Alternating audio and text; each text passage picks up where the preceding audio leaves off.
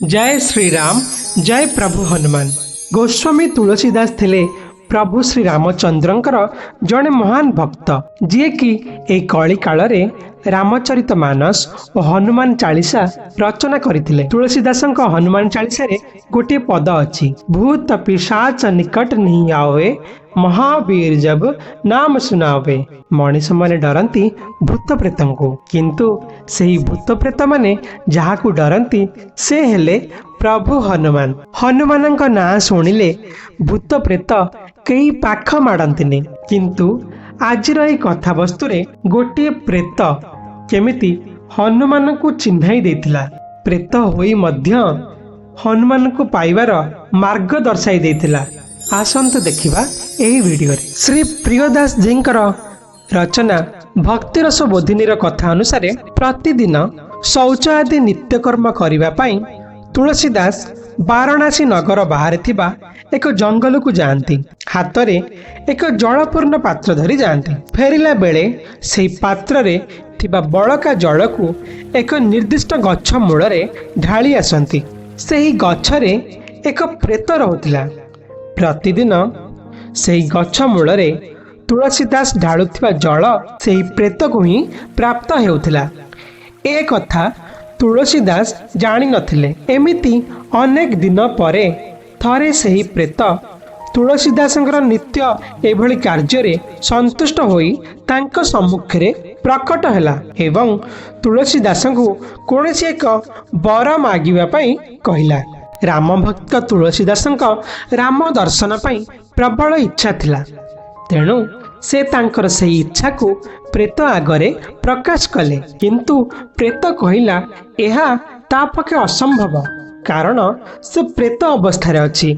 से भला केमिति भगवान दर्शन करे परिबो, किंतु से सेही भगवान को पाइबार रास्ता देखाई पारिबो। प्रेत तुलसीदास को कहिला कि जो प्रभु को तुमे दर्शन करने को चाहुच, प्रतिदिन सेही भगवान सबुठारु बड़ भक्त राम कथा शुणा को सर्वप्रथमे आसुची ओ राम कथा सरिबार सर्वशेष जाउची। तांको तुमे धरि पारले तुमको सेही भगवान मिली पारिबे। तुलसीदास बुझीगले जे रामंकर सबुठारु बड़ भक्त माने से होउछन्ति प्रभु हनुमान।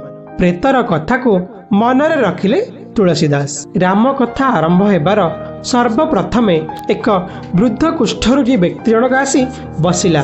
राम कथा सरीबा परे से कुष्ठरोग द्वारा आक्रांत वृद्ध व्यक्ति जनक धीरे धीरे चली चली सेठारु जीवाको आरंभ कला। तुलसीदास से वृद्ध व्यक्ति को चिन्हट कले। सीधा जाई से वृद्ध व्यक्ति पाद तले पड़गले। से वृद्ध व्यक्ति जनक तांको पाद छाड़िबाको कहिले, किंतु तुलसीदास तांको कहले कि से जानी सारिछंती से प्रकृति रे किए।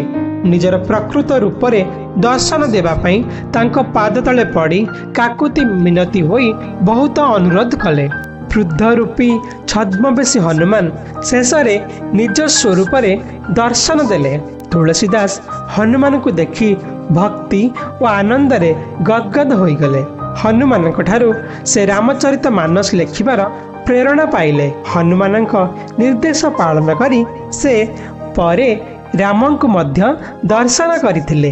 कुहा जाए भगवान को पाइबा को हेले प्रथमे भक्तर शरण रे जीवाक हुए।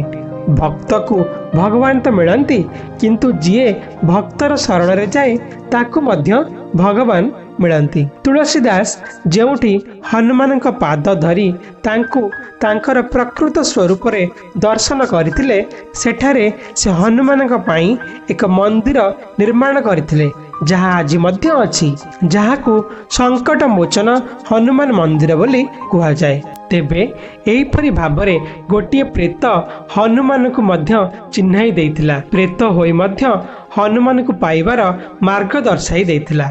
तेबे एही वीडियोटी आपनको किपरि लागिला हमको कमेंट रे लिखि जणांतु। एही वीडियो को लाइक शेयर करंतु और आम चैनल को सब्सक्राइब करंतु। जय श्री राम जय प्रभु हनुमान।